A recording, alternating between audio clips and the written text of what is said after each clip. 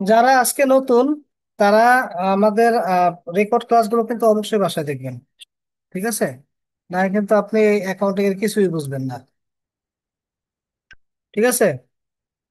আমি এখানে জার্নাল গুলো যেগুলো দিয়েছি, আপনি বাসায় তো প্র্যাকটিস করছেন কিনা জানি না।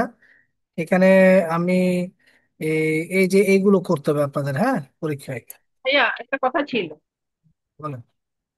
এই যে ম্যাথের 3 নম্বর কোশ্চেনটা আমাদের যে পার্সেন্টেজ আছে ওইটা একটু বুঝাতেন না? পার্সেন্টেজ? হ্যাঁ, টেন কোনটা পার্সেন্ট কোনটা? একটা গত কোশ্চেন যে রামার রামার একটা অঙ্ক করছিলেন না?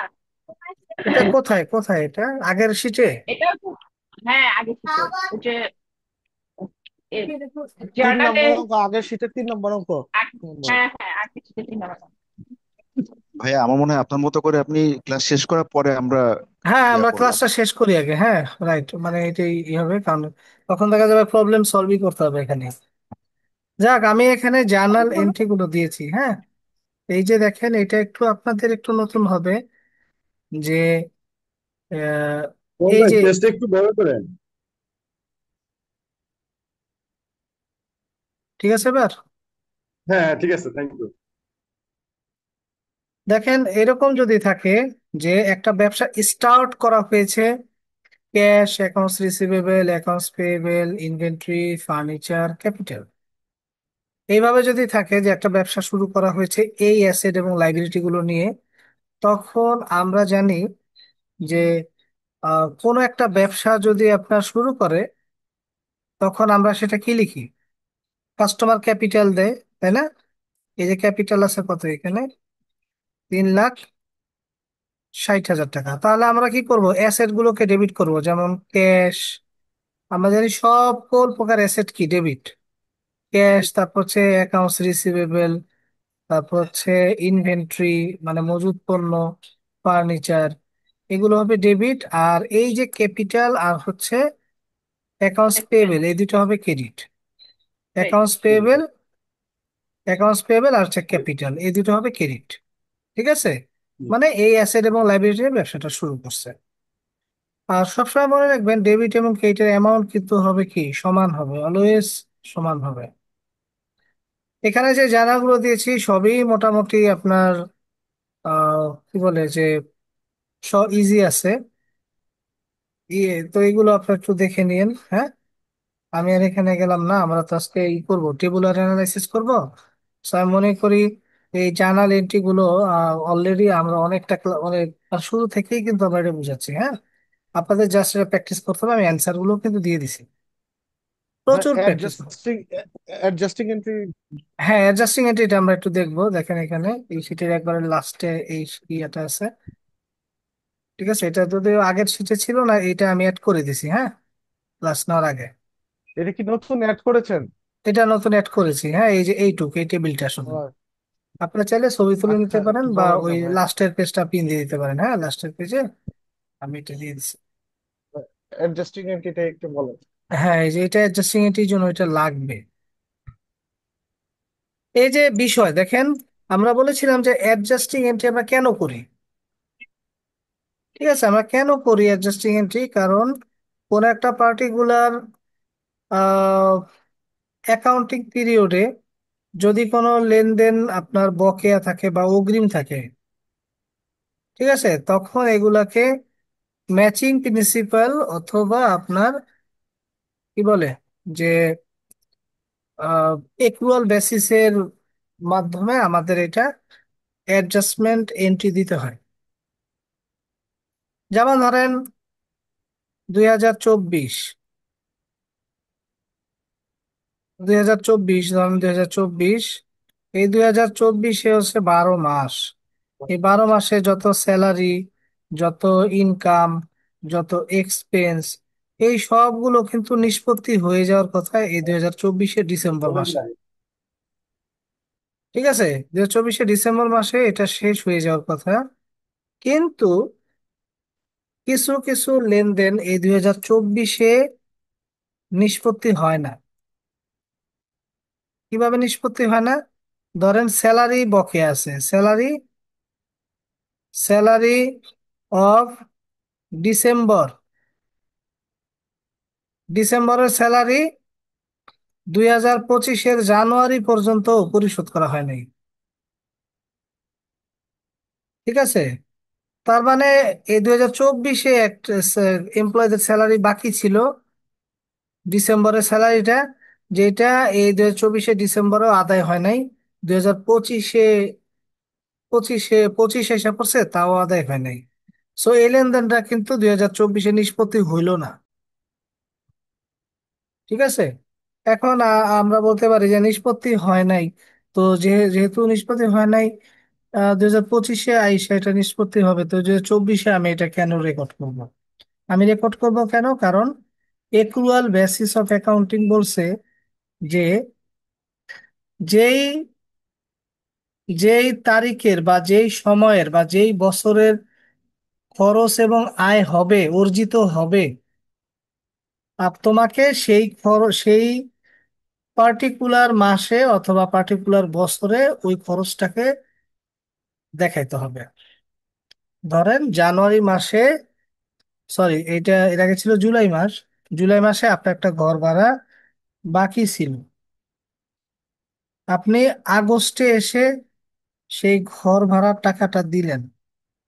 এখন আমি কি ধরে নিব যে, ধরেন এই যে আমি গত ক্লাসেও বলেছিলাম যে জুলাই মাসে ঘর ভাড়া বকেয়া ছিল 20,000 টাকা, আপনি দেননি, আগস্টে এসে আপনি 2 মাসের ভাড়া 40,000 টাকা দিয়ে দিলেন। এখন এই 40,000 টাকা কি ঘর ভাড়া বাবদ আগস্টের ব্যয়, কি 40,000 টাকা? হুম, একুরেট হবে না না বিচ্ছুরিত না, হবে? 2 মাসের। আমি এখানে 2 মাসেরটা দিয়েছি। এখন আমি কি, আমি যখন আগস্টের লাভ লোকসান হিসাব করব, তখন কি খরচ আকারে 40,000 টাকাই আমি খরচ আকারে খরচ হিসাবভুক্ত করব আগস্টে? বকেয়া খরচ দেখাবো 20,000। Definitely not, definitely not. কারণ হচ্ছে এ থেকে 20,000 টাকা ছিল জুলাইয়ের খরচ, তার মানে এই জুলাই মাসেই ওইটাকে খরচ হিসেবে ধরতে হবে। এইখানে আমি ঘর ভাড়া বাবদ 20,000 টাকাই দেখাবো, কারণ ভাই এটা তো ওই মাসের খরচ না। ঠিক আছে, সো এই এন্ট্রি গুলোকে, এগুলোকে রেকর্ডভুক্ত করাকে বলা হয়ে থাকে আপনার অ্যাডজাস্টিং এন্ট্রি।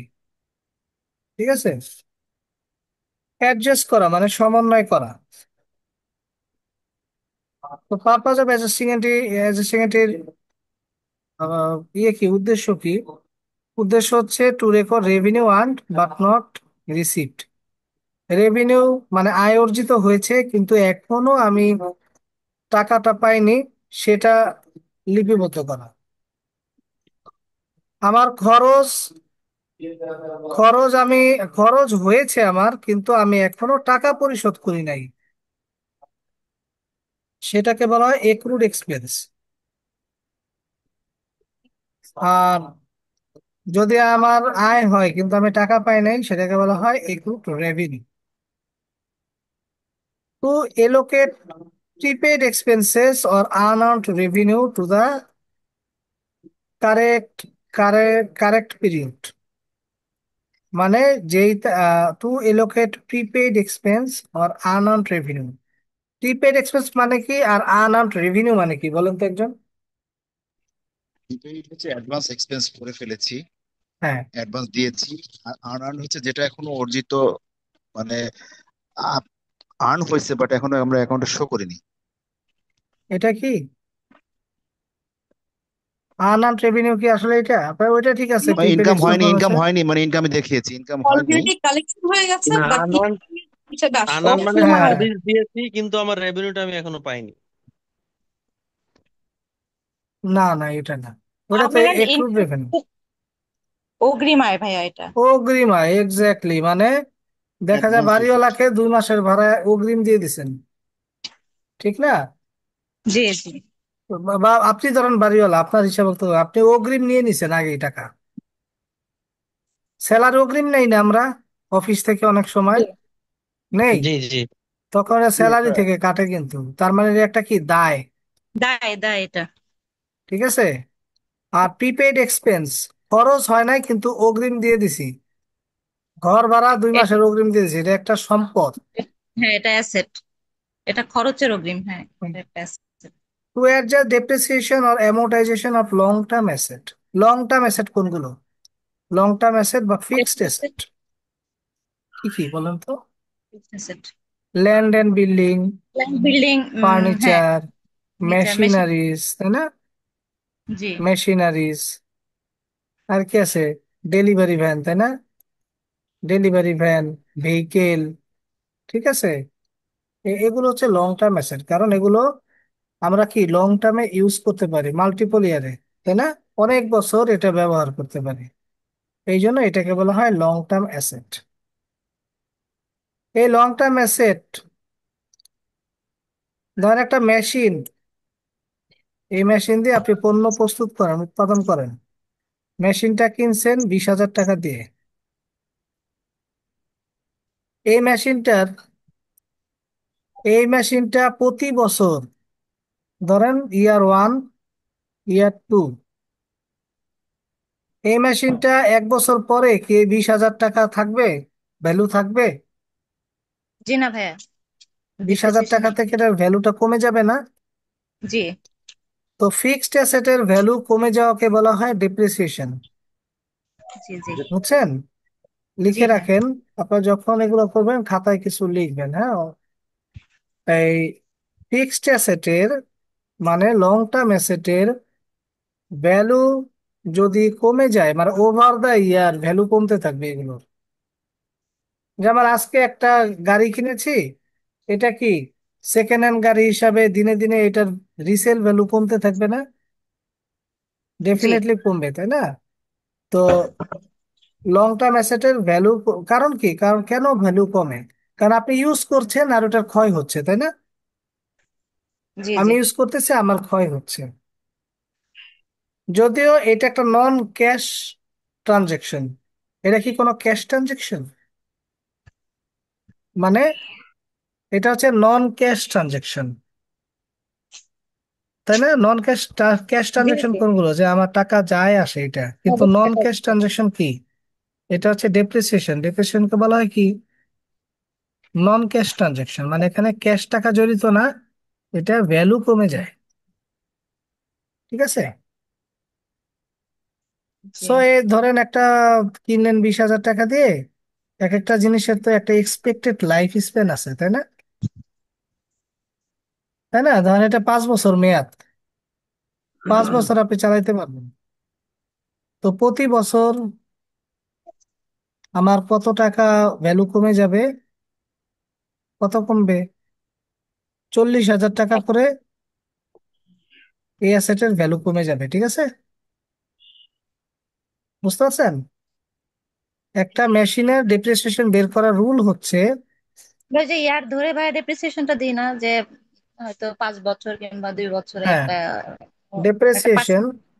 আচ্ছা ভাই, ডেপ্রিসিয়েশন ডেপ্রিসিয়েশনটা কি স্ট্রেট লাইন হবে না 5 বছর হবে? কয়েকটা তো আছে। এটা পরে আমরা যখন ডেপ্রিসিয়েশন অঙ্ক করবো দেন এটাই করবো। আপাতত আমরা যেখানে আছি সেইটাই নিয়ে চিন্তা করি, হ্যাঁ। ডেপ্রিসিয়েশনের রুল হচ্ছে value of asset, value of asset minus salvage value. Value of asset মানে সেলভেজ ভ্যালু। সেলভেজ ভ্যালু কাকে বলে? যে সেলভেজ ভ্যালু হচ্ছে ওই অ্যাসেটটার মানে এক্সপেক্টেড লাইফের পরে ওইটার ভাঙ্গারি মূল্য যা থাকে আর কি, ভাঙ্গারি মূল্য বলে না, ঠিক আছে। ওইটাকে বলা হয় সেলভেজ ভ্যালু, মানে অবশিষ্ট মূল্য। এটাকে ভাগ করতে হবে expected life of the asset,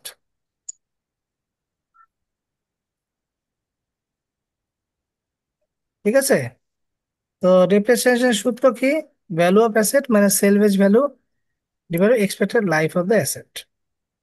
যেমন ধর একটা অ্যাসেটের মূল্য আছে 2 লাখ টাকা, এই যে এখানে বললাম 20,000 টাকা, সরি এটা 4,000, ওকে।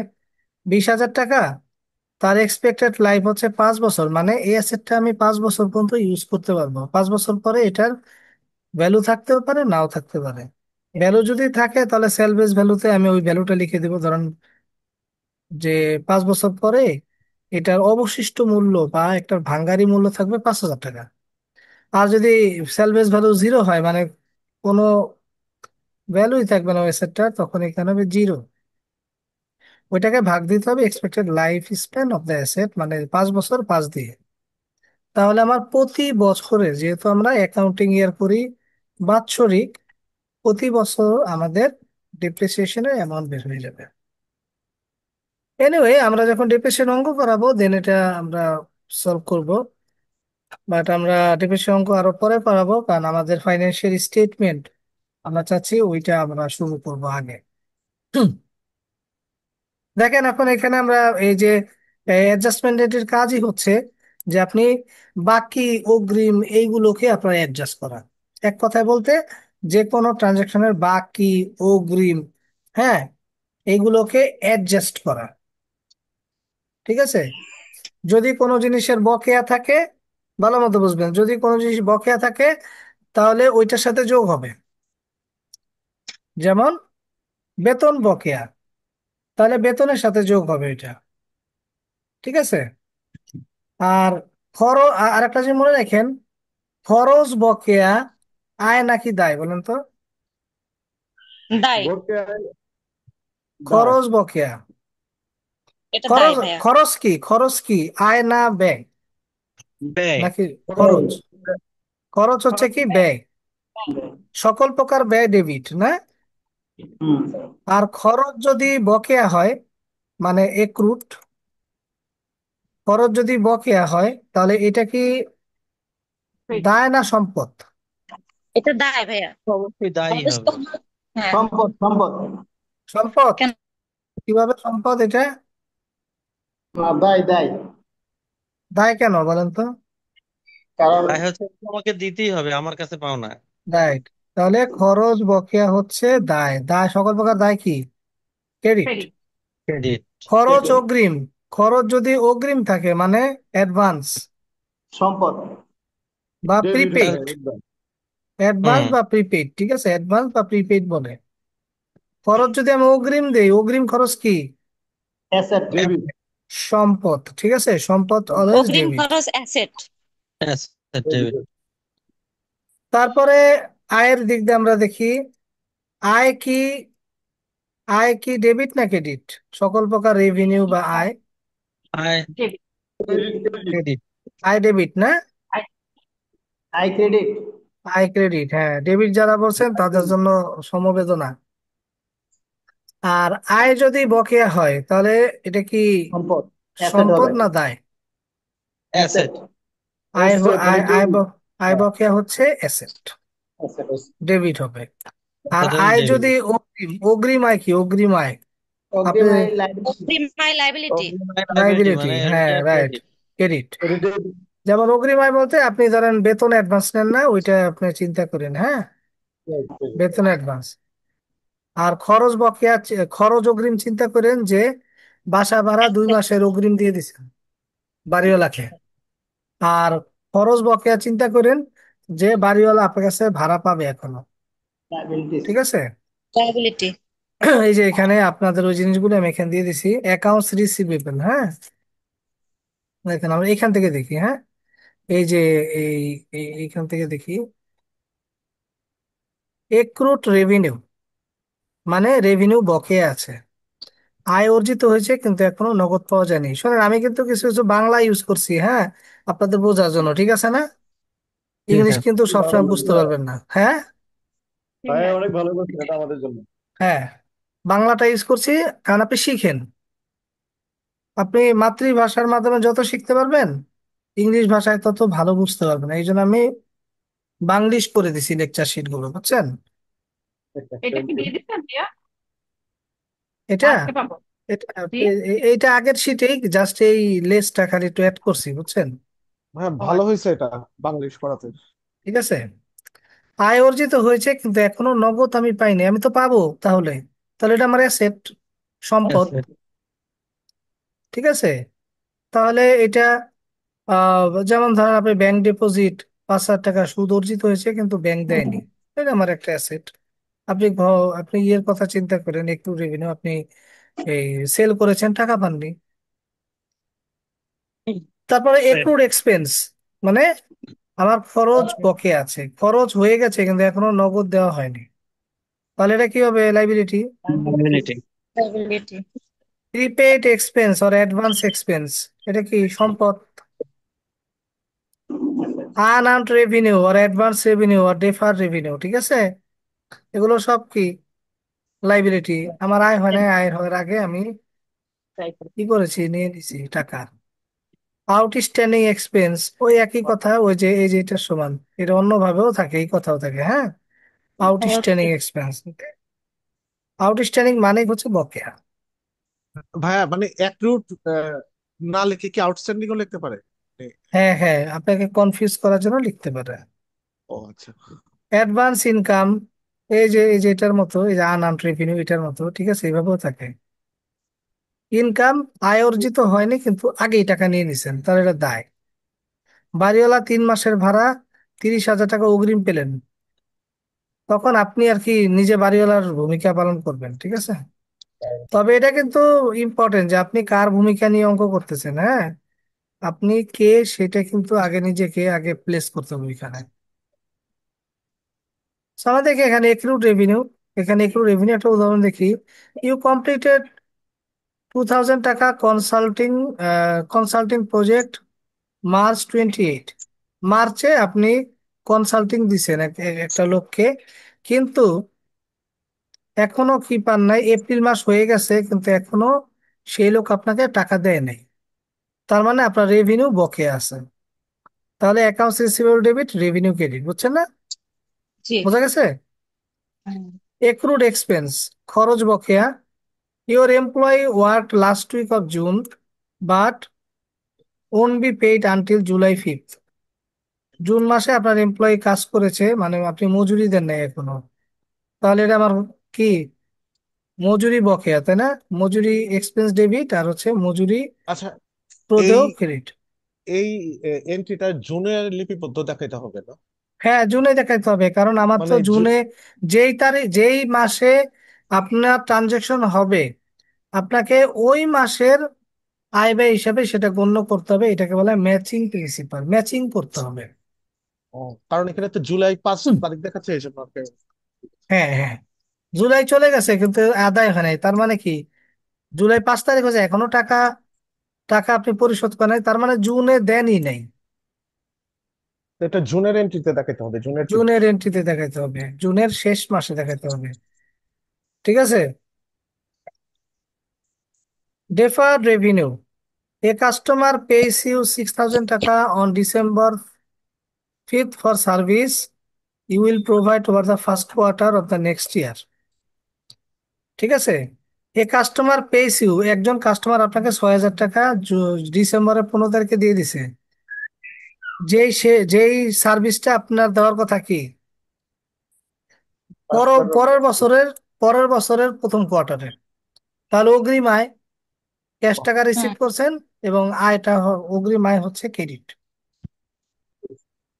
এবং যখন আপনি এই যে ইসে চলে আসবে, যখন আপনি পরের বছরের জানুয়ারিতে যাবেন, এটা এটা কি, এটা ডিসেম্বরের 15 তারিখে ছিল, তাই না?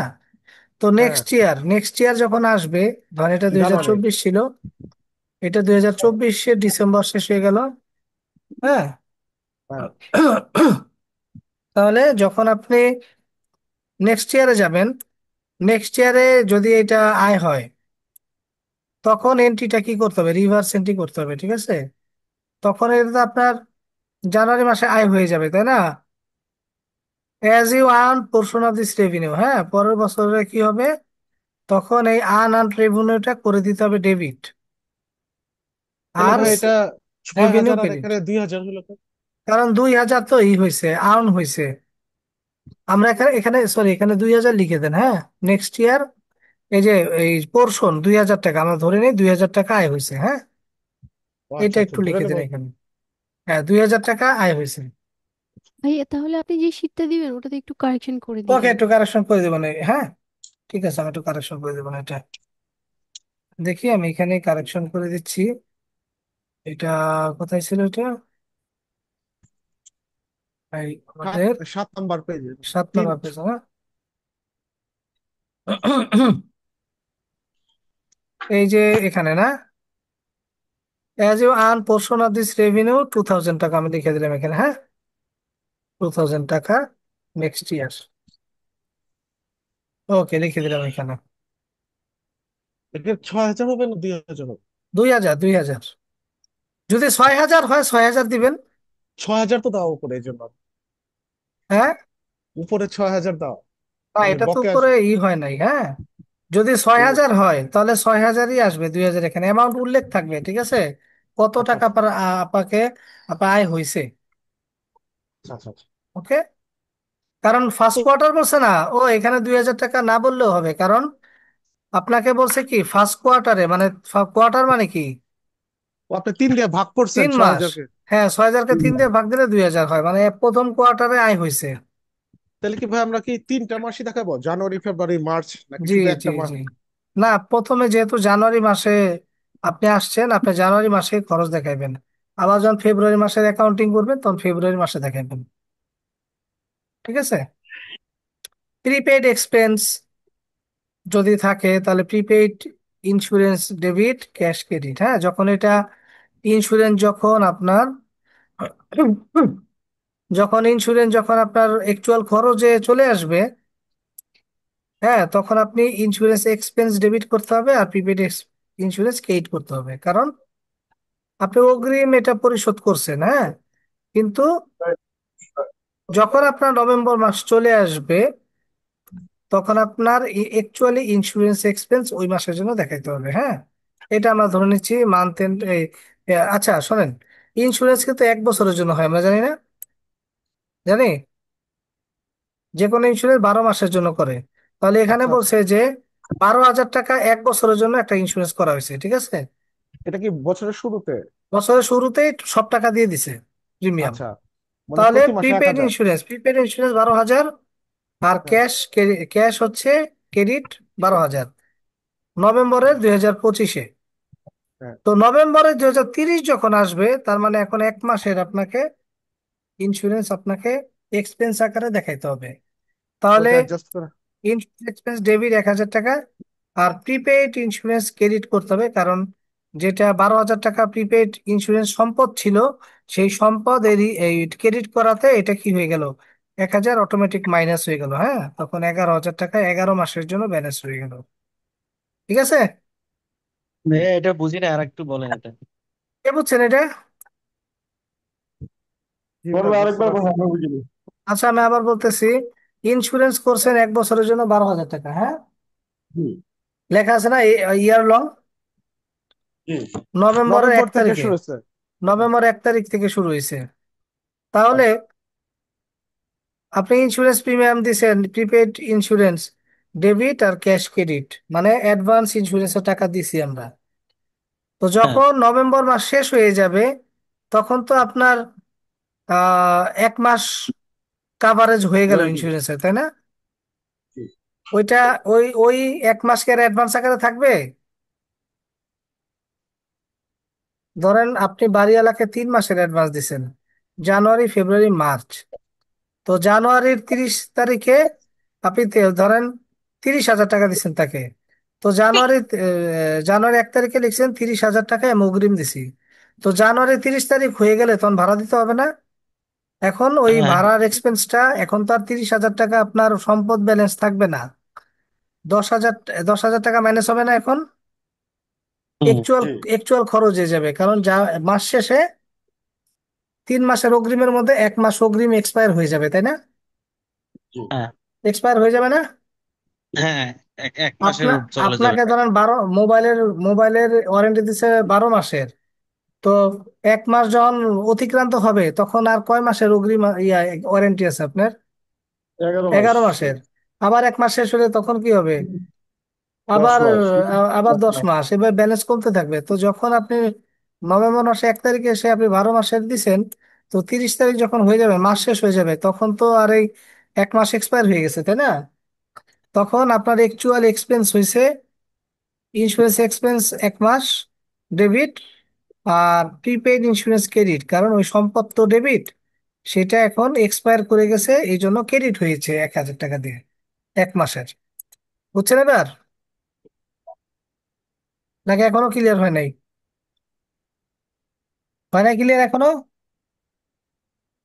না ভাইয়া, লাস্টের যে 1,000টা, এটা আসলে ক্লিয়ার হইতেছে না। আরে ভাই, এটা তো 12 মাসের জন্য দিছে, 12,000 টাকা। হ্যাঁ, তাহলে এক হ্যাঁ। মাসের বের করেন, এক মাস তো এক্সপায়ার, তাহলে 1,000। তাহলে 11,000 টাকা ইচ্ছা। ঠিক আছে। এখন 7 দিনে 11 হয়। হ্যাঁ ভাই, এখন বুঝছি। হ্যাঁ, এক ঠিক হাজার আছে। টাকা এভাবে, এগুলো হচ্ছে অ্যাডজাস্টিং এন্ট্রি। ঠিক আছে, প্রচুর প্র্যাকটিস করতে হবে, প্র্যাকটিস না করে পারবেন না। তাহলে কি এটা কি এভরি মান্থেই দেখাইতে হবে? এভরি মান্থে। ঠিক আছে। এই যে ডেপ্রিসিয়েশন এন্ড অ্যামortization, একটা মেশিন কিনেছি আমরা 60,000 টাকা দিয়ে, যার ইউজফুল লাইফ হচ্ছে কত, 5 বছর। তাহলে আমরা 5 বছর। তাহলে আমরা আহ এক তাহলে আমরা 1 বছরের দেখাই ডিপ্রিসিয়েশন নাকি? 1 বছর ডিপ্রিসিয়েশন কেমন হবে? ডিপ্রিসিয়েশন সমান সমান অ্যাসেটের value minus salvage value divide by কি, ইয়ার। Life of. ইয়ার। অ্যাসেটের ভ্যালু 60,000, সেলভেজ ভ্যালু মানে হচ্ছে এই 5 বছর পরে অ্যাসেটের মূল্য কি থাকে, ওইটা নাই, জিরো। তারপর 5 দিয়ে ভাগ দেন, তাহলে 5 × 12 = 60। তাহলে আপনাকে 5 বছরের জন্য অগ্রিম, 5 বছরের 5 বছরের মেয়াদি যে অ্যাসেটটা, তো 1 বছর যখন আপনি কাভার করে ফেলবেন, তখন এটার ভ্যালু কমে যাবে কত, 12,000 টাকা। তো এটাকে আমরা এক্সপেন্স আকারে ধরবো, ডিপ্রিসিয়েশন এক্সপেন্স ডেবিট। আর এটা তো নন ক্যাশ ইনকাম, নন ক্যাশ এক্সপেন্স, তাই না? এখানে ক্যাশের কোনো জিনিস নাই। এটা হবে একুইমুলেটেড ডেপ্রিসিয়েশন ক্রেডিট, পুঞ্জীভূত অ্যাকুমুলেটেড ডেপ্রিসিয়েশন। টার্মটা লিখতে হবে, অ্যাকুমুলেটেড। একিউমুলেটেড মানে পুঞ্জীভূত অবচিতি, পুঞ্জীভূত অবচয় আর কি। এটা আলাদা একটা, ওই যে প্রভিশনের মতো একটা অ্যাকাউন্ট থাকে, বুঝছেন? প্রভিশন যেরকম না, ওরকম প্রভিশনের মতো একটা অ্যাকাউন্ট করে। এটা কোনো নন ক্যাশ এক্সপেন্স। এটা মনে রাখেন, ডিপ্রিসিয়েশনের বেলায় অলওয়েজ কি হবে, একিউমুলেটেড ডিপ্রিসিয়েশন মানে এটা প্রতি বছর এই যে ভ্যালু আমরা কমায় রাখতেছি না, এটা প্রতি বছর এভাবে এভাবে খরচ দেখিয়ে দেখিয়ে পুঞ্জীভূত অবচয় হবে। 60,000 টাকা বাস মাইনাস করে ফেলতে হবে তখন। যাক, আপাতত এটুক শিখেন। আপাতত আমার কোন এন্ট্রির বদলে কোনটা হবে এটা শিখে নেন।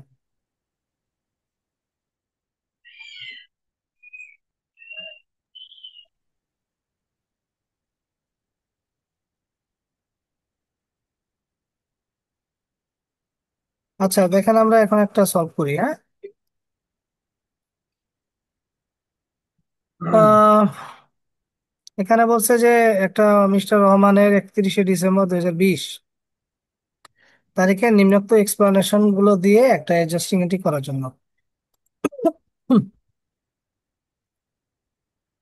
সাপ্লাইস আর পারচেজ 40,000 টাকা, হ্যাঁ। সাপ্লাইস মানে কি, সাপ্লাইস? এক্সপেন্স, সাপ্লাই এক্সপেন্স হবে। হ্যাঁ। বুঝলাম তো, এক্সপেন্স এটা কি জিনিস এটা? পণ্য সাপ্লাই যে সরবরাহ করা হয়েছে।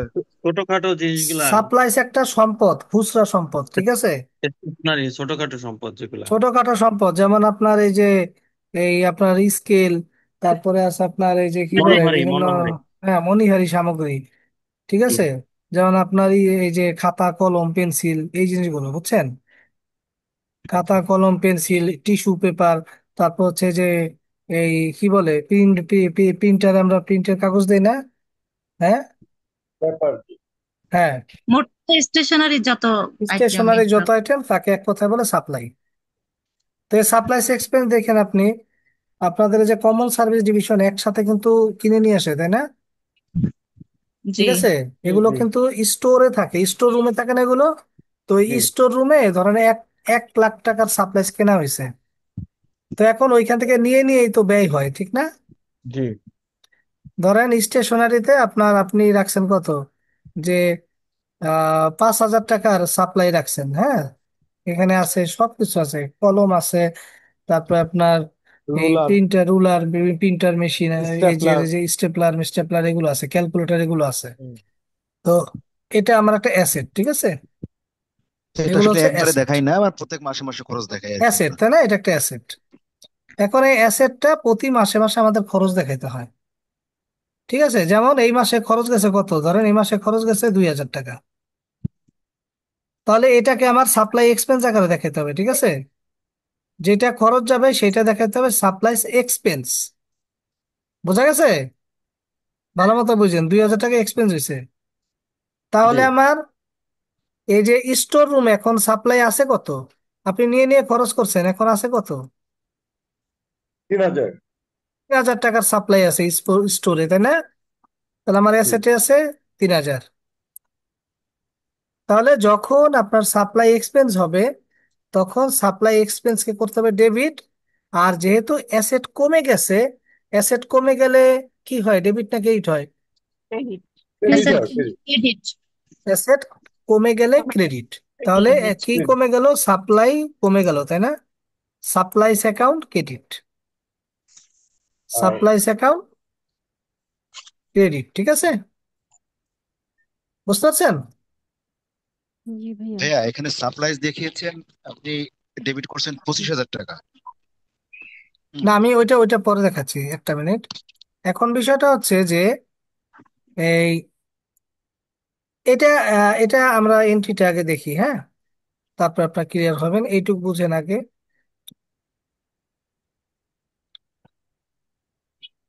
সাপ্লাইস আর পারচেস 40,000 টাকা, এই 40,000 টাকা আপনি পারচেস করছিলেন, তাই না? 40,000 পুরোটাই সম্পদ, ডেবিট। তাহলে এখন বলছে and recorded as supplies expense at the period end, supplies on hand কত? 15,000 টাকা। 15,000। এখানে কথাটা বুঝেন, আপনার হাতে আছে সাপ্লাইস 15,000 টাকা, সাপ্লাই আছিল আপনার 40,000 টাকা কিনে রাখছিলেন। এখন এই স্টোর রুমে সাপ্লাই আছে 25,000 টাকা, তাহলে খরচ হচ্ছে কত? 15,000। সরি, হ্যান্ডে আছে কত? হ্যান্ডে হ্যান্ডে 15,000, 15, খরচ হচ্ছে 25,000। খরচ হচ্ছে 25,000 টাকা। গুড। তাহলে আমাকে সাপ্লাই এক্সপেন্স করতে হবে ডেবিট। আর সম্পদ কমে গেল কত টাকা? 25,000 টাকা স্টোর রুম থেকে পঁচিশ কমে হাজার গেছে। পঁচিশ হাজার ক্রেডিট তাহলে করতে টু হবে। সাপ্লাই, এই সাপ্লাই সাপ্লাই হ্যাঁ, এটা এক্সপেন্স। সাপ্লাই অ্যাকাউন্ট ডেবিট না দিয়ে অন্য নাম দেওয়া যায় না? মানে হ্যাঁ, সাপ্লাইস, শুধু সাপ্লাইস লেখা যায় না যে সাপ্লাইস ডেবিট আর সাপ্লাইস এক্সপেন্স ক্রেডিট? একটা মিনিট দাঁড়ান।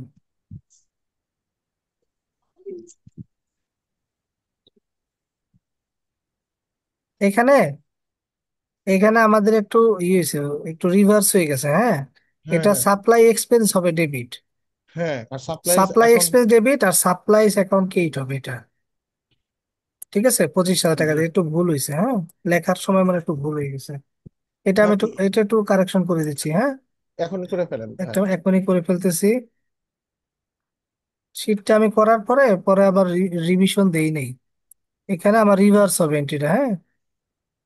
এটা হবে আমার, এটা হবে ক্রেডিট, এটা, ওইটা ক্রেডিট হবে। ওকে, এই যে আমি ঠিক করে দিছি। এটা হবে supplies account debit, supplies, supply expense debit, আর এটা হবে ক্রেডিট। ঠিক আছে। হাতে থাকলো, যেটা হাতে থাকলো ওইটা কিভাবে শো করব? ওইটা ওইটা ওইটা আমাদের অ্যাসেট পোর্শনে যেইভাবে ব্যালেন্স আকারে থাকবে ওইভাবেই থাকবে। ওইটা নিয়ে আর আমাদের চিন্তা করতে হবে না, যেটুকু আমার ম্যাচিং প্রিন্সিপাল অনুযায়ী আমার যেটুক ব্যয় হয়েছে ওইটা নিয়ে হচ্ছে আমার চিন্তা। ঠিক আছে, বা এটাকে মাইনাস করছে যে সেটা দেখিয়ে দিতে হবে। যেটা মাইনাস করেছি ওইটা আমার খরচ আকারে যাচ্ছে, আর অ্যাসেট কমে গেছে। ঠিক আছে, বুঝছেন? আর রেফারেন্স এই যে এই ঘরটাও কি দিতে হবে যদি খুলে চাই? রেফারেন্সের ঘর মাস থাকবে, এটা জাবেদার ফরম্যাট, হ্যাঁ? জার্নালের আচ্ছা আচ্ছা। ফরম্যাট এটা। দেন আমরা দেখি unearned revenue earned during the period, 30,000 টাকা। আনআউন্ড রেভিনিউ, এটা কি, এটা কি আয় না দায়? এটা কি দায় না সম্পদ? আনআউন্ড রেভিনিউ এটা দায়। দায়। দায়। তাহলে আনআউন্ড রেভিনিউ দায়, যখন এটা দায় ছিল তখন আমরা এটা এন্ট্রি কি দিয়েছিলাম? তখন ছিল যে রেভিনিউ, অ্যাকাউন্টস রিসিভেবল ডেবিট, তাই না? Accounts receivable debit. সরি, এটা তো আনআউন্ড, সরি, এটা হচ্ছে, এটা আমাদের কি ছিল যখন আমরা আয়টা মানে আগে নিয়েছে তখন ক্যাশ করেছিলাম ডেবিট, আর আনআউন্ড রেভিনিউ করেছিলাম ক্রেডিট। ঠিক আছে, এটা অরিজিনালি আমরা এটা করে রাখছিলাম। এখন বলছে যে আনআর্নড রেভিনিউ, ঠিক আছে, 30,000 টাকা আয় হয়েছে। ঠিক আছে, তো এখন যদি আয় হয়ে যায় তাহলে আমাদেরকে কি করতে হবে? তাহলে মানে আমাদেরকে কি এখন করতে হবে? তাহলে ওটাকে যেটাকে দায় দেখেছিলাম ওটাকে। ওইটাকে আমার ই করে ডিলিট করে দিতে হবে, তাই না? জি। ক্রেডিট ছিল, এখন ওকে করতে হবে ডেবিট, আনআর্নড রেভিনিউ ডেবিট 30,000 টাকা। আর আর যেহেতু আয় অ্যাকাউন্ট হয়ে গেছে, তাই না, revenue account credit, service revenue account credit. এটা বুঝছেন? কে বুঝছেন না বলেন? ভাই এটা আর আর্ন রেভিনিউ না লেখে এটা ক্যাশ লেখা যেত না, যেহেতু ক্যাশে কেন? তিরিশ ক্যাশ হাজার তো আগেই আগেই পেয়ে গেছে। ও ক্যাশ তো আগেই পেয়ে গেছিল, তাই না? এই জন্য তো এটা আনআর্নড রেভিনিউ। যখন পাইছিল যে মানে অ্যাডভান্স রেভিনিউ, তখন ক্যাশ ডেবিট আর আনআর্নড রেভিনিউ ক্রেডিট হয়েছিল। এখন জি। বলছে যে আনআর্নড রেভিনিউ আয় হয়েছে, ওইটা দেয় নাই, ওই জার্নালটা দেয় নাই আর কি, ও হ্যাঁ, আচ্ছা আচ্ছা আচ্ছা, ওকে। মাঝখান থেকে ও, দিছে।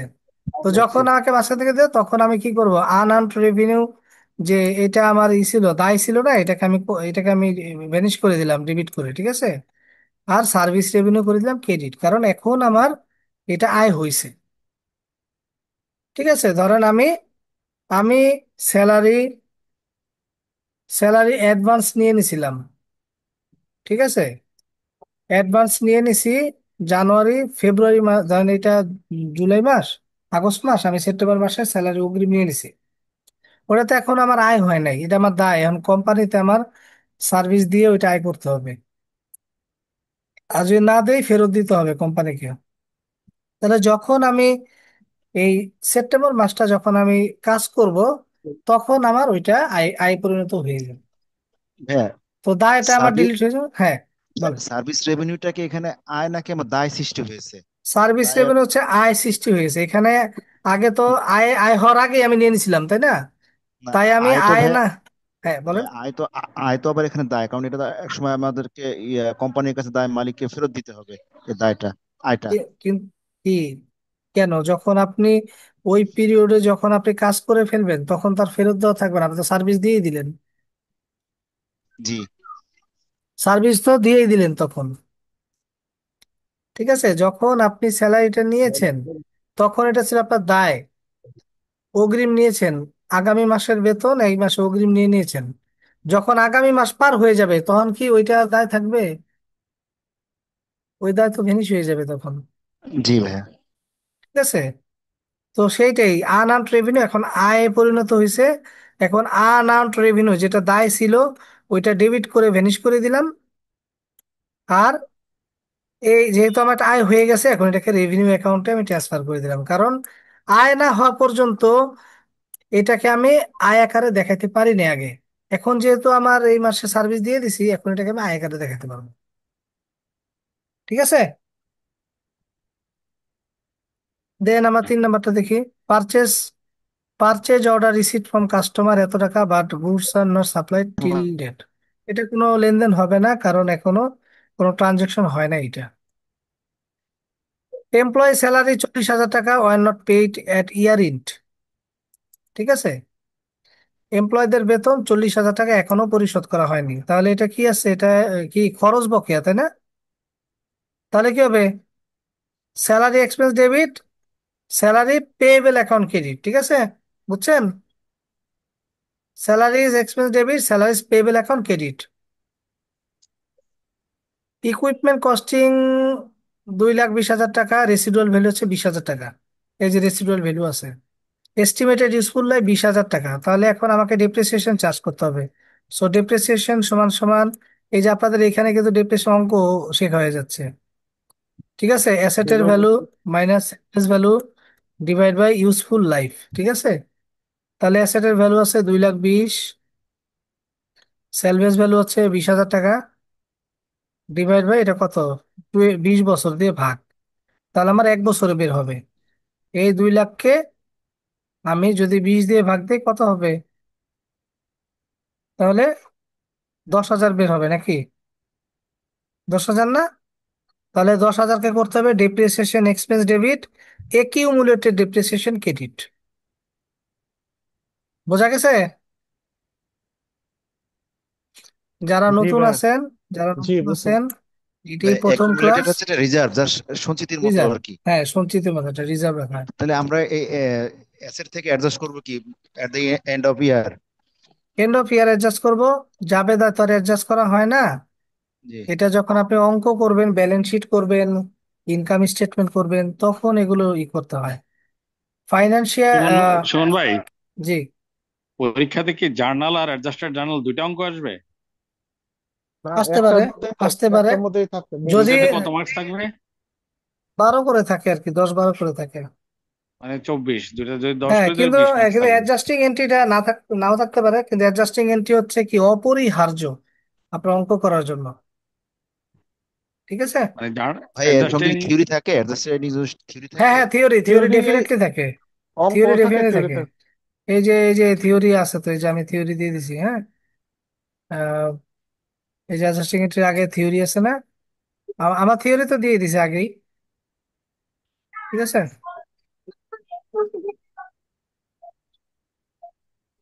ওকে। তাহলে এই যে এইটা আপনাদের দেখা দরকার নাই। এটা দেখা দরকার নাই, এটা হচ্ছে আমাদের ওয়ার্কশিট থেকে আমি এটা নিছি। যখন অঙ্ক করব তখন এটা লাগবে, হ্যাঁ। এটা ওটা আপনাদের দেখাতে ওয়ার্কশিটে। হবে না। হ্যাঁ, এটা ওয়ার্কশিট, আচ্ছা। এটা দেখতে হবে আর না, হ্যাঁ। আর 2 নাম্বারটা ভাইয়া? 2 নাম্বারটা আপনার নিজেরা করেন, ওটা তো সোজা। এটা তো সোজা, এটা তো অনেক সোজা। এটা করেন। আমরা এখন টেবুলার একটা দেখাই, হ্যাঁ। টেবুলার অ্যানালাইসিস, যাতে আপনার, টেবুলার অ্যানালাইসিস। হ্যাঁ, টেবুলার দেখাইতে হবে। কারণ এইভাবে এক জায়গায় ঘুরপাক খাইতে থাকলে জীবনেও সিলেবাস শেষ হবে না। টেবুলার অ্যানালাইসিস এর কিন্তু কোনো শিট দেন নেই। দেওয়া হয়েছে, দেওয়া হয়েছে, মানে সব ওই দেওয়া হয়েছে। শিটের মধ্যে আর কি একটা অঙ্কে আর কি টেবুলার অ্যানালাইসিস দেখাইছে। না না না না, অনেক আছে অঙ্ক, দেখেন। টেবিল অ্যানালাইসিস এর আলাদা শিট আছে, দেখেন। এই যে এখানে এই যে টেবিল অ্যানালাইসিস একটা দেখাইছি। এই যে প্রচুর টেবিল অ্যানালাইসিস আছে, এই দেখেন। এই যে এগুলা। দেখা যাচ্ছে না তো ভাইয়া? মোবাইল দেখা দেখা যাচ্ছে। যাচ্ছে না।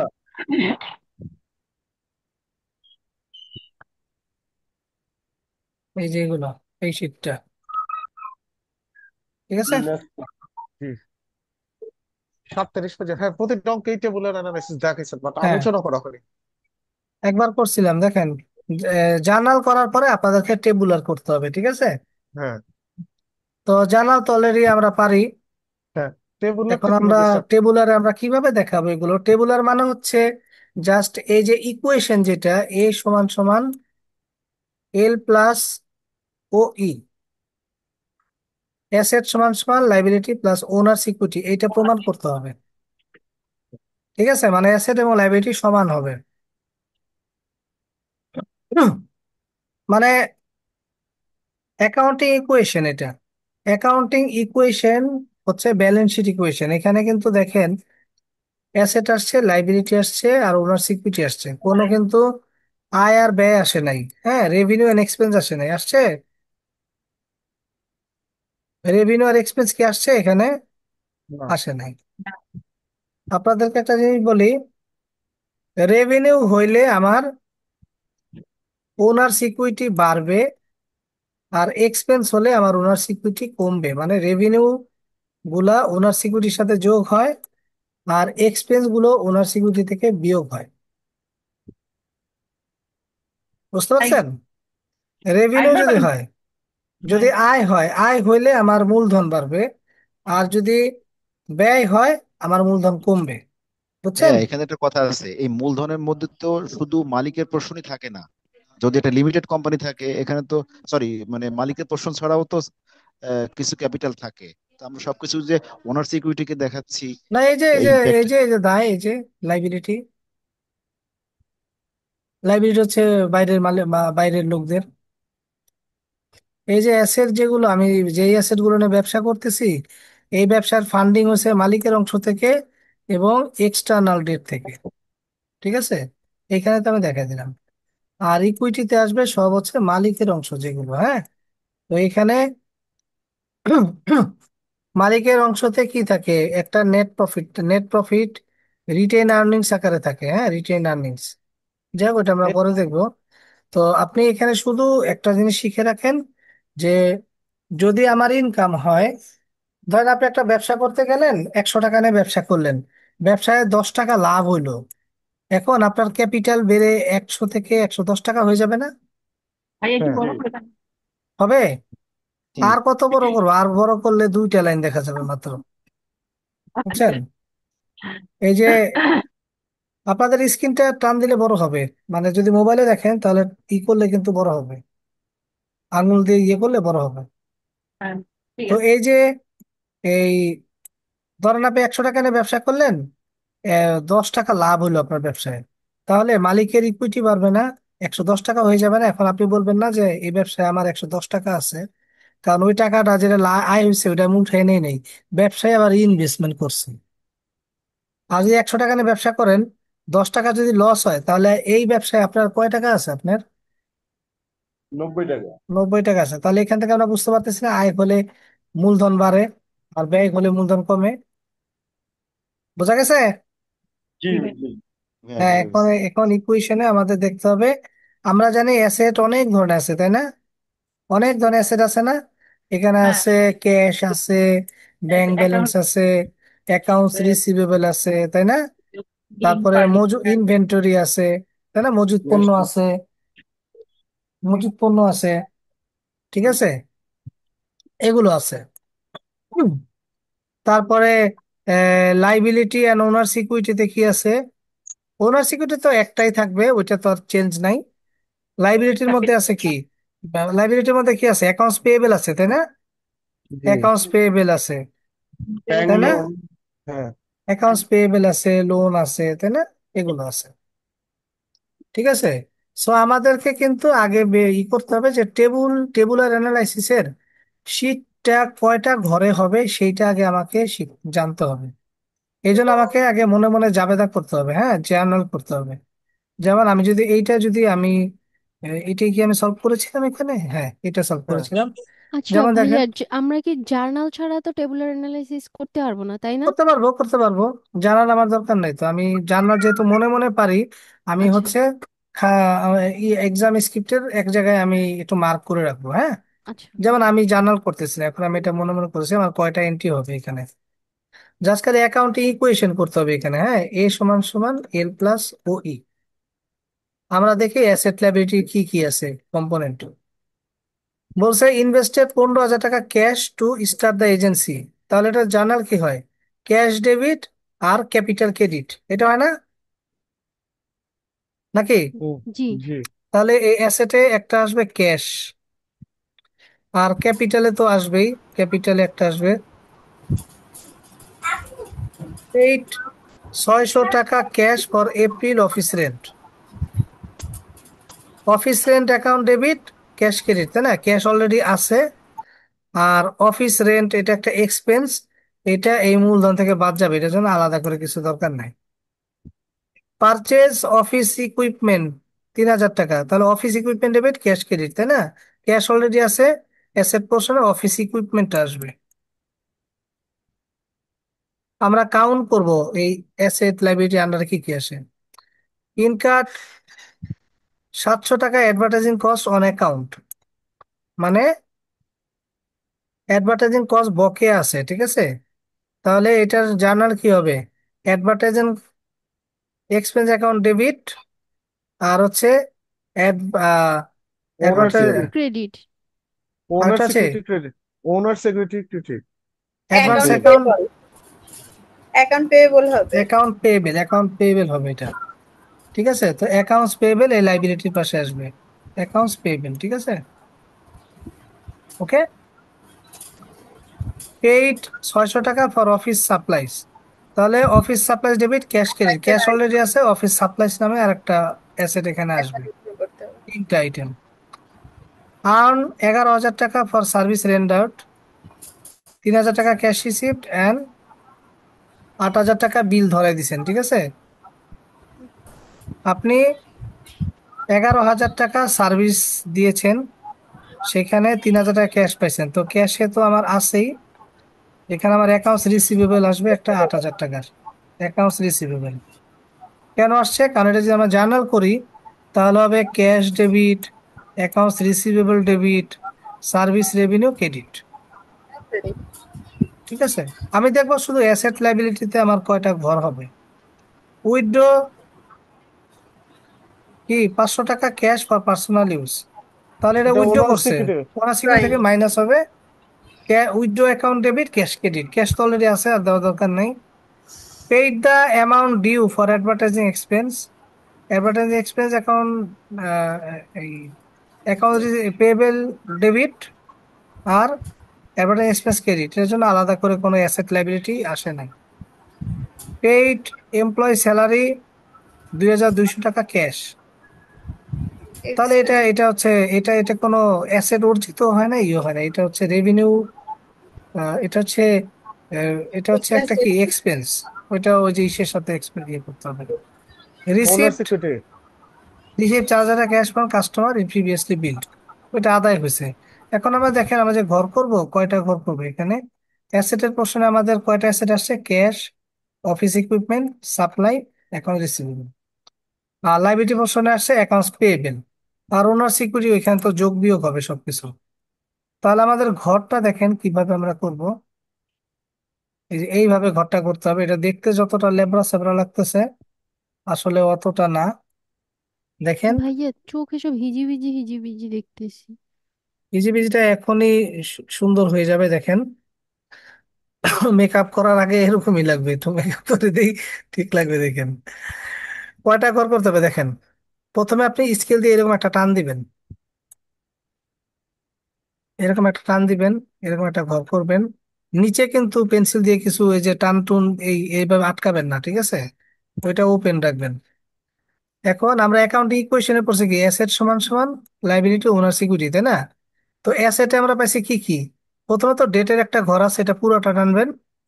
আর কমেন্টস এর একটা ঘর ছোট করে দিবেন, এটা একটা টানবেন, ঠিক আছে।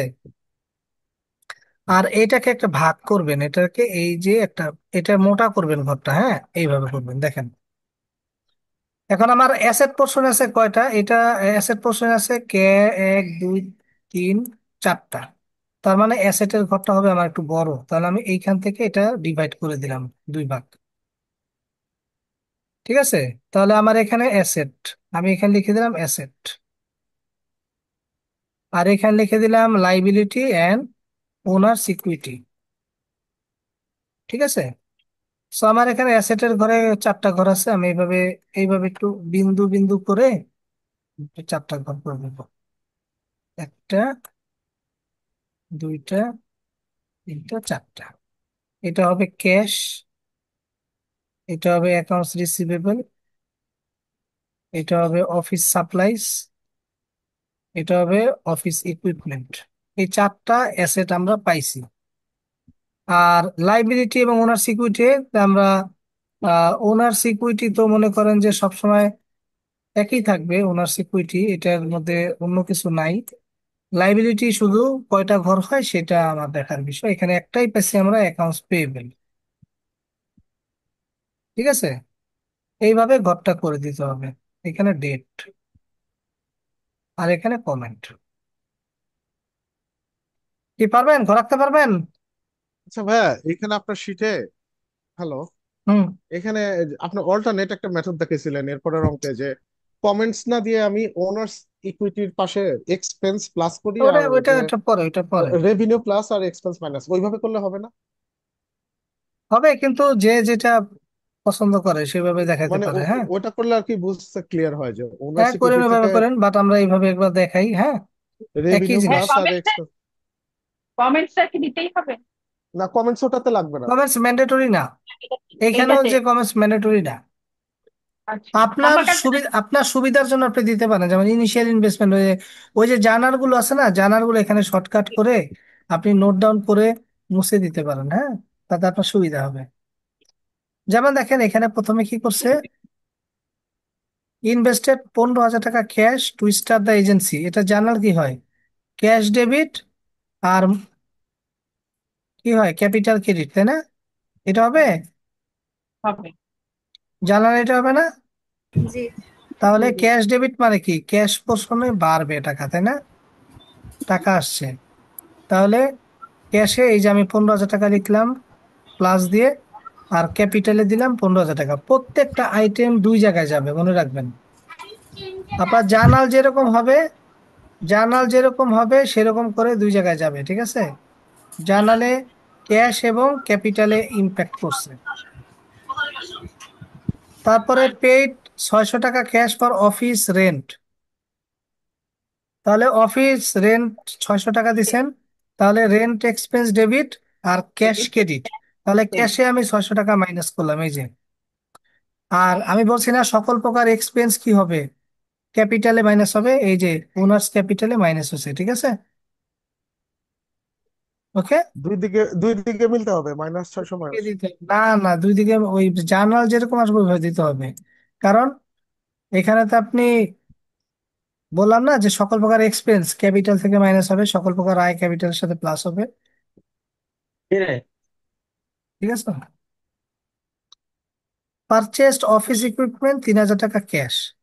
এটা জার্নাল কি হবে, office equipment debit cash credit 3,000 টাকা।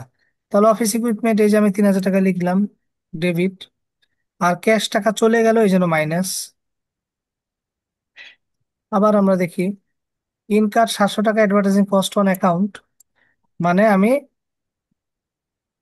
ধারে অ্যাডভার্টাইজিং কস্ট দিয়েছি, তাই না। অ্যাডভার্টাইজমেন্ট মানে আমি ইয়ে করেছি।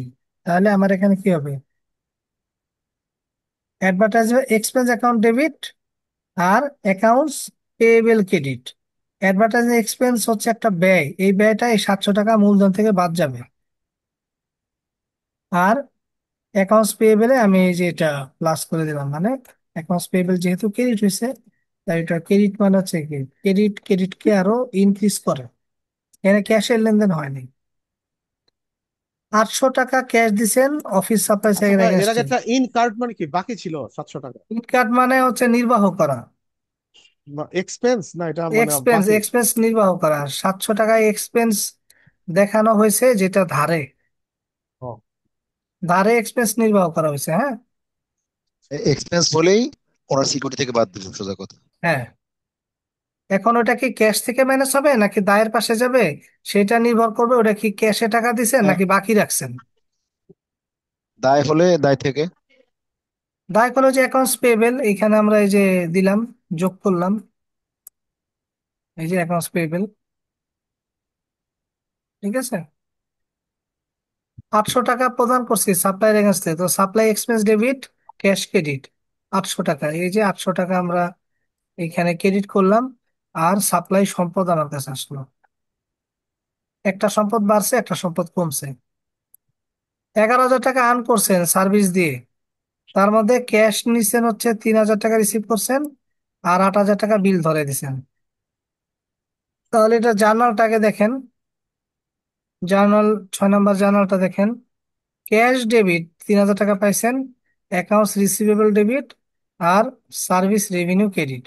তাহলে ক্যাশ ডেবিট, তাহলে ক্যাশে আপনি 3,000 বসাইবেন, প্লাস আর হচ্ছে অ্যাকাউন্ট আর হচ্ছে অ্যাকাউন্টস রিসিভেবল আপনি বসাইবেন কত, 8,000। 8,000 টাকা। এই যে অ্যাকাউন্টস রিসিভেবল 8,000 টাকা বসলো। আর সার্ভিস দিচ্ছেন কত, 11,000 টাকা টোটাল। যে কোনো আয় মূলধনের সাথে যোগ হবে, ঠিক আছে। ওকে। দেন আমরা দেখি উইথড্র 500 টাকা ক্যাশ, ক্যাশ থেকে মাইনাস করবেন আর ক্যাপিটাল থেকে মাইনাস করবেন, কারণ উত্তোলন করছেন, উত্তোলন। আর ক্যাপিটাল কমে যাবে, টাকাও কমে যাবে। ক্যাশ একটা withdraw, withdraw debit cash credit. Paid amount due for advertisement 700 টাকা। এই যে অ্যাডভার্টাইজমেন্ট আপনার এই যে 700 টাকা ডিউ ছিল না, এই যে 4 নম্বর পয়েন্টে, জি। এইটা অ্যাকাউন্ট পেয়েবল। পরবর্তীতে আপনি পে করছেন, ঠিক আছে। এটা পরে পে করছেন, তাহলে অ্যাকাউন্টস পেয়েবল হবে ডেবিট 700 টাকা। আর ক্যাশ আর কি কমে করতে যাবে হবে, sir. Cash cash credit. Credit, cash credit. তাহলে ক্যাশে 700 টাকা মাইনাস যাবে, আর অ্যাকাউন্টস পেয়েবল ওইখানে -700 টাকা লিখতে হবে, ঠিক আছে। তাহলে অ্যাকাউন্টস পেয়েবলে বুঝে এই যে গেছে। আমরা 700 টাকা মাইনাস করলাম, ক্যাশেও মাইনাস করলাম। দেখেন জার্নাল না পারলে কিন্তু আপনি এটা পারবেন না। জার্নালি তো সব। পেইড এমপ্লয়ি স্যালারি 2,200 টাকা, তাহলে স্যালারি ডেবিট আর হচ্ছে ক্যাশ ক্রেডিট। তাহলে স্যালারি যেহেতু একটা এক্সপেন্স, এই মূলধন থেকে বাদ যাবে 2200 টাকা, আর হচ্ছে ক্যাশ থেকেও মাইনাস হবে 2200 টাকা। রিসিভ 4000 টাকা cash from customer previously build. এই যে প্রিভিয়াসলি 8000 টাকার একটা বিল ধরে দিছিলেন না, তার কাছ থেকে 4000 টাকা আদায় করছেন। তাহলে অ্যাকাউন্ট এটার receivable. Account receivable, cash debit, account receivable credit. তাহলে ক্যাশ হচ্ছে 4000 টাকা আমি ডেবিট করলাম, আর অ্যাকাউন্ট রিসিভেবল মাইনাস করবো হচ্ছে 4000 টাকা। ঠিক আছে। যে ডেবিট, সে যদি ডেবিট হয় তাহলে প্লাস হবে, আর যে ক্রেডিট, সে যদি সে যদি মানে কি হয়, মানে কমে যায়, তাহলে সে হবে মাইনাস। রিভার্স হবে, যে ডেবিট সে যদি অন্য জার্নালে ক্রেডিট হয়ে যায় তাহলে নেগেটিভ চিহ্ন দিয়ে মাইনাস করতে হবে। আর যে ক্রেডিট, সে যদি ডেবিট হয়ে যায় তাহলে মাইনাস চিহ্ন হবে। এখন এগুলো সব আপনি যোগ দিবেন। এই যে দেখেন, আপনার অ্যাসেট সমান সমান লাইবিলিটি প্লাস ওনার্স ইকুইটি, মানে হচ্ছে ব্যবসার মোট সম্পদ, মোট মূলধন এবং দায়ের সমান হবে। তাহলে আমরা সবগুলো যোগ দিব এখানে। ক্যাশ যোগ দিলাম, অ্যাসেট যোগ, অ্যাকাউন্ট রিসিভেবল যোগ দিলাম, তারপর হচ্ছে অফিস সাপ্লাই যোগ দিলাম, অফিস ইকুইপমেন্ট যোগ দিলাম। এই তিনটা যোগ দেওয়ার পরে আসছে 22,000 টাকা। আর আমরা এখন লাইবিলিটি এবং ওনার্স ইকুইটি যোগ দিব। এখানে 700 700 প্লাস মাইনাসে 0 হয়ে গেল। আর এগুলো 15,000 minus 600 minus 700 plus 11,000 minus 500 minus 2200 দিলে 22,000 টাকা। এই গ্র্যান্ড টোটালটা আমরা এখানে লিখে দিলাম। তো অ্যাসেট সমান সমান লাইবিলিটিস সমান সমান ওনার্স ইকুইটি মিলে গেল। ঠিক আছে।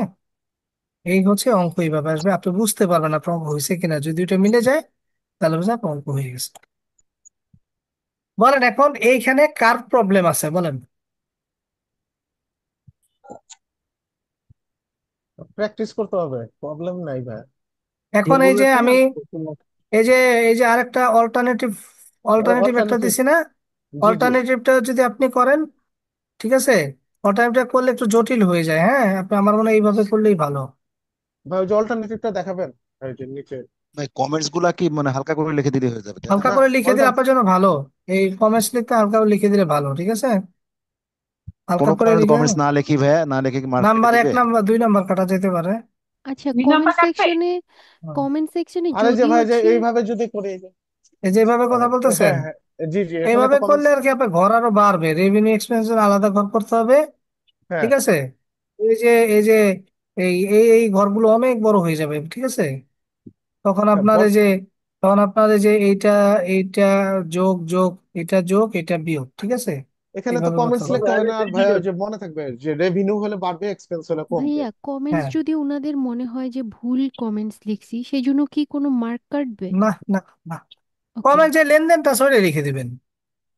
আর ভাই, যে অল্টারনেট ওয়ে যদি করি তাহলে তো কমেন্ট লাগবে সমস্যা না। নাই, সমস্যা নাই। কমেন্টস কমেন্টস ম্যান্ডেটরি না, যদি চাই দিবেন। এখন একজন দিবে, একজন দিবে না। আপনি এবার বড় করতে গেলে তার কমেন্টস দিতে হবে না, কমেন্টস ম্যান্ডেটরি না।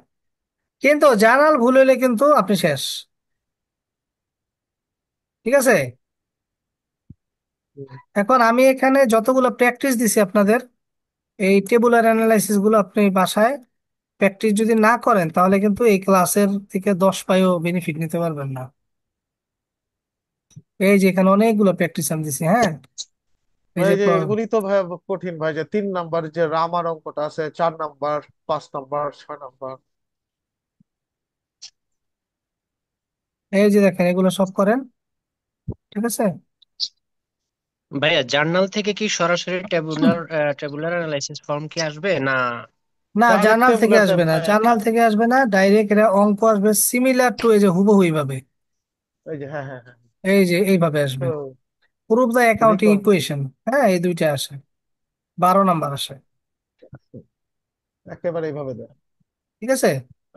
ভাইয়া ফরম্যাটটা, জি ভাইয়া ফরম্যাটটা নিয়ে একটু একটা প্রশ্ন ছিল আর কি। জাস্ট এই ফরম্যাটটা কি ফিক্স থাকবে যেটা আপনি আজকে বুঝাচ্ছেন এটা, না না, ফরম্যাটটা ফরম্যাটটা চেঞ্জ নাকি? হবে, কারণ অ্যাসেট কি আসবে সেটা তো আপনাকে জার্নাল করে করে মানে গুনতে হবে কি কি আসবে। যেমন এখানে আসছে ক্যাশ আসছে, ইনভেন্টরি আসছে, আর অ্যাকাউন্টস রিসিভেবল আসছে। অঙ্কের নেচার অনুযায়ী চেঞ্জ হবে। এই দেখেন লাইবিলিটি পাশে এখানে নোটস পেয়েবল আসছে, অ্যাকাউন্টস পেয়েবল আসছে, হ্যাঁ ক্যাপিটাল আসছে, ঠিক আছে, এখানে আবার তিনটা আসছে। না, আমি বলছি যে জার্নালটাকে আমরা এই পরীক্ষায় খাতা দিতে হবে না, এখানে ধরে মনে মনে ধরে ধরে ধরে এটা মনে এই মনে ফুল ধরে মনে ফরম্যাট। মনে ধরে, না দিতে হবে না, মনে মনে জি জি, ধরে, আমি ওটাই ওটাই জিজ্ঞেস করছিলাম। মনে মনে ধরে দিবেন। তবে জার্নালটা আমরা এক জায়গায় লেখা লইলে মনে হয় আপনার এক সুবিধা হবে, জায়গায় লিখে তাইলে নিলে আর তো ভুল আপনাদের হওয়ার চান্স সুবিধাই নাই। হবে, আপনাদের সুবিধা হবে, আচ্ছা জানো ভাই, এই এই যে জিনিসটা কি দিছেন? এই যে কোনটা, একটু নিচে যাবেন ভাই। এই যে হ্যাঁ, একটু এটা না না, এটা একটা ইনকাম এই যে স্টেটমেন্ট, আমি এটা পরে এই দেখা। যে সলিউশন 14-2, এটা কি স্যার? এই যে এটা এখানে এটা মানে এটা এটা এই যে 2 নাম্বার, এই যে এখানে বলছে প্রফিট অ্যান্ড লস অ্যাকাউন্ট দেখাইতে, হ্যাঁ ইনকাম হ্যাঁ, স্টেটমেন্ট দিতে বলছে সেইটা, এটা কি এটা লাগবে? দেখাম। এটা আসতেও পারে নাও আসতে পারে, আমাদের তো ফাইন্যান্সিয়াল স্টেটমেন্ট করতেই হবে, ঠিক আছে, ওইখানে আমরা করে নিব। শোনেন, এখন কথা হচ্ছে যে আপনাদেরকে আমি আর টেবুলার করাবো না, আমরা পরে করাবো ওয়ার্কশিট, হ্যাঁ ওই টেবুলারের মতোই। এই ওয়ার্কশিট পারলেই আপনি পরবর্তীতে ফাইন্যান্সিয়াল স্টেটমেন্ট, যেটা 28 নম্বরের অঙ্ক, সেইটার জি, ধরেন আপনি 50% কভার হয়ে যাবে। সুন্দর না? অনেকগুলি জি ঘর। ভাই। আচ্ছা, ওয়ার্কশিটটা তো আর ডিরেক্ট করব না আমরা। ওয়ার্কশিট হচ্ছে গিয়ে আহ, মানে কিসের পরে ওয়ার্কশিটটা করব ওয়ার্কশিট আমরা? হচ্ছে একটা ট্রায়াল ব্যালেন্স দেওয়া থাকবে, এই ট্রায়াল ব্যালেন্সে কিছু অ্যাডজাস্টিং জার্নাল দেওয়া থাকবে, হ্যাঁ ওইগুলো আমাকে অ্যাডজাস্ট করে করে করতে হবে। যেটা আপনাকে করতে হবে ওই যে 28 নম্বর অঙ্কটা আছে না, জি জি। জি। 28 নম্বর অঙ্কটার মতো করে, এটা যদি পারেন তাহলে আমরা 28 নম্বর অঙ্কতে চলে যাব, বুঝছেন। আমরা ওইটা 2 সপ্তাহ করাবো, ঠিক আছে। ওটা তো সবচেয়ে কঠিন এবং সবচেয়ে মিলে না সবচেয়ে। মিলবে, আপনার অনেক প্র্যাকটিস করতে হবে, হ্যাঁ। আগে যদি নেগেটিভ যে নিয়ে মানে আগান, তাহলে তো ধরেন যুদ্ধ করার আগেই আপনি পরাজয় স্বীকার করে নিলেন, ঠিক আছে, ওইভাবে ইয়ে করা যাবে না। কোশ্চেন করতে পারি এখন? ঠিক আছে, হ্যাঁ কোশ্চেন করেন, আপনার আমি দিতে চাই। ট্রেড ডিসকাউন্ট আর ক্যাশ ডিসকাউন্ট, হ্যাঁ আমরা দেখি যে ক্যাশ ডিসকাউন্টের সময় জার্নালে শো করতেছি ট্রেড আপনার ডিসকাউন্ট আসবে না, ট্রেড ডিসকাউন্ট আসবে না, কারণ আমি যখন কোনো পণ্য ক্রয় বিক্রয় করতে যাই, তখন কিন্তু ডিসকাউন্টেই পণ্য ক্রয় বিক্রয় করি, ওইটা আমাকে বায়ার বা সেলার দিচ্ছে কিন্তু, হ্যাঁ, ঠিক সুমন আছে। ভাই। আর আর ট্রেড ডিসকাউন্ট হচ্ছে আমি একবার এন্ট্রি দিছি পুরাটা, মানে পারচেস করছি সেল করছি পুরাটা এন্ট্রি দিছি, কিন্তু টাকা পরিশোধ করার সময় ও আমাকে কম দিচ্ছে, এটা সরাসরি তো আমার আর্থিক অবস্থার পরিবর্তন করে দিচ্ছে। ট্রেড ডিসকাউন্ট কি দিবে ভাইয়া? হ্যাঁ দিতে পারে ট্রেড ডিসকাউন্ট। সুমন ভাই, আমার একটা প্রশ্ন ছিল ভাইয়া। হ্যাঁ হ্যাঁ বলেন। আচ্ছা, অঙ্ক যদি ধরেন পুরোপুরি না মিলে তাহলে কি কিছু নাম্বার দেয় নাকি একদম দেয় জিরো দেয় দিয়ে দেয়? কিছু নাম্বার দেয়, এটা অ্যাকাউন্টে কখনো জিরো দেন। হ্যাঁ। বা ট্রেড ডিসকাউন্টও আসবে, ক্যাশ ডিসকাউন্টও আসবে না প্রশ্নে? আসতে পারেন, কি আসবে এটা আমি কেন বলবো, আমি তো গণক না, হচ্ছে না, আমি আসতেও পারে নাও আসতে পারে, কিন্তু আপনি শিখে রাখবেন, ঠিক আছে। আজকের মতো এই পর্যন্তই। আমার আপনার কাজ লেকচারটা কিন্তু, আমার কাজ যতটুকু না আপনাদের কাজ কিন্তু তার চেয়ে অনেক বেশি, ঠিক আছে, বাসায় ভাইয়া শীটটা একটু দিয়ে দিন। সিটে যে এখনই আমি সুমন ভাই সিট দিয়ে শীটটা দিচ্ছি, পাঠাই দেন, হ্যাঁ দিয়ে দিন। আচ্ছা ভাইয়া, এই যে এখন সোমবারে কি দিচ্ছি। এক্সট্রা ক্লাস আছে ভাইয়া? সোমবারে, মঙ্গলবারে, সরি, সোমবার না, মঙ্গলবারে, বুধবারে নিবো না মঙ্গলবার নিবো বলেন। মঙ্গলবারে ভাইয়া, হ্যাঁ সপ্তাহের মাঝখানে দিলে মঙ্গলবারে ভালো হয় দেন। ভাই। আচ্ছা মঙ্গলবারে মঙ্গলবারে, মঙ্গলবারে নিবো ইনশাল্লাহ, হ্যাঁ মঙ্গলবারে ঠিক ভাইয়া। আছে। আচ্ছা এই যে এই ওয়ার্কশিটের জার্নালটাকে আমি কেটে দেবো, আপনাদেরকে কনফিউশন অ্যারেস্ট করতে পারে না। এই যে লাস্টে যেটা আপনাদের এই যে, ভাইয়া দেখতে পাচ্ছি না। আর আমি ঢুকলেই তিন দেখতে নাম্বার পারবেন, অঙ্কটা। এই যে এই অঙ্কটা এটা, এটা আমি এখান থেকে কেটে দিই, হ্যাঁ এটা তো অন্য ইকুয়েশন থেকে নেওয়া হয়েছে, এটা কেটে দিই, হ্যাঁ এটা কেটে ভাইয়া দিলে ইটা আপনাদের, ইটা দিবেন না, ওই যে বাংলা লেখাটা যে অ্যাড করছেন। হ্যাঁ ওইটা তো যে- থাকবেই, মানে আমি জাস্ট খালি এটা ডিলিট করে দিচ্ছি, ঠিক আছে। ঠিক আছে। ভাই- ভাইয়া একটা জার্নাল এন্ট্রি ছিল, যেমন অ্যাডজাস্টমেন্ট জার্নাল, জি বলেন। আমি দেখেছিলাম লেখা আছে ডিপোজিটেড টাকা 80,000 in cash in the bank, hmm, হ্যাঁ to to open the firm account SKP. Account opening করার তো জন্য আমরা করছেন ওখানে তাই না, ক্যাশ, তাহলে আপনি তো ক্যাশ আপনার ক্যাশ ক্যাশ ক্রেডিট ডেবিট দেখিয়েছে, কিন্তু ওখানে ব্যাংক ডেবিট দেখানো। ব্যাংক ডেবিট হবে, ক্যাশ ক্রেডিট হবে, জি। এটা কোথায় কোথায় দিচ্ছে, আমার এখানে ভুল হয়েছে কোথাও নাকি? জি ভাইয়া। আপনার এখানে 6 নম্বরে অ্যাডজাস্টমেন্ট জার্নালের যে শীটটা ওটা 6 নম্বরে, অ্যাডজাস্টমেন্ট যারা 6 নম্বরে না, কোশ্চেন এখানে এখানে কোশ্চেন 6, কোশ্চেন কোশ্চেন 6। ছয়। কোশ্চেন 6 না, 6 এখানে কোনটা? 1 নম্বরটা ভাইয়া। এক নাম্বারটা। ডিপোজিট 80,000 টাকা cash in the bank account for firm S capital. ও আচ্ছা আচ্ছা, না এটা কিন্তু ওইরকম না। এটা হচ্ছে অ্যাকাউন্ট খোলার জন্য না, এটা ক্যাপিটাল হিসাবে ব্যবসায় টাকা আপনি ব্যাংকে রাখছেন। তো আপনার ব্যক্তিগত টাকা আসছে ব্যবসায়, ব্যবসার অ্যাকাউন্টে। আপনার ঘরের ব্যাংক ভেঙে 80,000 টাকা নিয়ে বিজনেস অ্যাকাউন্টে রাখছেন। থাকে না বিজনেসের নামে অ্যাকাউন্ট থাকে না, মেসার্স মেসার্স বিসমিল্লা ট্রেডার্স, থাকে না? তো বাসা থেকে নগদ টাকা না ব্যবসার অ্যাকাউন্টে রাখা মানে কি? মানে হচ্ছে আপনি ক্যাপিটাল ঢালছেন এখানে, তাহলে আপনার ব্যবসায় ক্যাপিটাল ঢুকছে। তাহলে ক্যাশ জি ভাই, বুঝতে ডেবিট পারছি। আর ক্যাপিটাল ক্রেডিট, এটা ক্যাপিটাল হিসাবে নগদ টাকা সাপ্লাই দেওয়া হয়েছে ব্যবসায়। আর যদি আপনি ঠিক। বিজনেসের জন্য এখন যদি আপনি এইখান থেকে টাকা উঠাই নিয়ে আপনি নগদ নিয়ে আসেন, তাহলে হবে ক্যাশ ডেবিট ব্যাংক ক্রেডিট। আবার যদি আপনি দোকান থেকে টাকা নিয়ে ব্যাংকে জমা দেন, তখন হবে ব্যাংক ডেবিট ক্যাশ ক্রেডিট। বুঝছেন বিষয়টা? আচ্ছা ভাইয়া, আমার জি। একটা প্রশ্ন ছিল। জি, জি, ওই বলেন। যে 10%-এর ওটা রামার, রামা কত নম্বর এটা? হ্যাঁ, 3 নাম্বার। এটা3 নম্বর। হচ্ছে জার্নাল এন্ট্রিজ। এটা কি অন্য শিটে নাকি? এই শিটে না, এই শিটে না, শিট নাম্বার 2-এ না মনে হয় না? ভাইয়া ওটা হচ্ছে অন্য শিটে, দুই হ্যাঁ, নাম্বার অন্য শিট যে শিটে, হ্যাঁ, ওই যে অঙ্কের শিটটা। 37 পেজের এই যে 37 পেজের যেটা। শিটটা। অঙ্ক শিখতে গেলে আপনাদের কিছু ইনভেস্টমেন্ট করতে হবে, মানে এই যে ম্যাথমেটিক্স। শীট আগের মিট ক্লাসে, পিন টিন দেওয়া। হ্যাঁ, আগের ক্লাসে 3 নাম্বার। এর তো ইয়া হ্যাঁ, তিন মফিস ভাইয়া নাম্বার। দেখা ট্রেডার্স। যাচ্ছে না তো।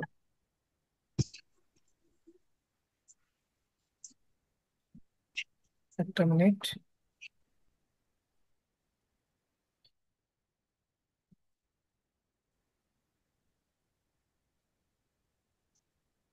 হুম, হুম। 3 নাম্বার জার্নাল নাকি? হুম, কোনটায় বলেন বলেন। রামা কোনটা? শীট দেখতে পাচ্ছেন তো নাকি? ওই আমি তো পাইতেছি না, আপা কোথায় এটা?